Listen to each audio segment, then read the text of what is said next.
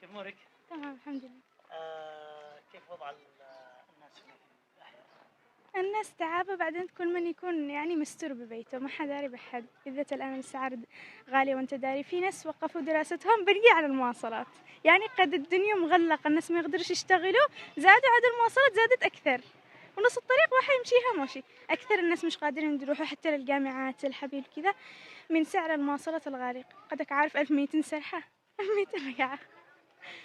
أنت تعرفي بقية المناطق المحاصرة اللي تعرفي الحوبان، تعرفي المناطق؟ أيوة عارفين. متى آخر مرة؟ قبل الحرب من وأنا عدن صغير، يعني بعمر كم؟ يعني صف رابع أو خامس كذا عدن كم لك صغير. الآن من المناطق هذه الأخرى اللي في الطرف الآخر؟ خامس، لا الآن كملت ثانوية، حوالي 8 سنين كذا 8. بالنسبة قلت لي كأنك طالبة جامعية يعني. إن شاء الله أدخل إن شاء الله. داخل جامعة. إن شاء الله. والفهوم شكله متجه كله باتجاه المواصلات. والمواصلات كمان بنلاقي الشغل، مثلا نشتي التخصص اللي نشتيها، بس على وضع البلد هذا مش نلاقي الشغل. مثلا أنا كنت أشتي إعلام، قالوا مش تلاقي الشغل، وهذا نحن الآن هاي.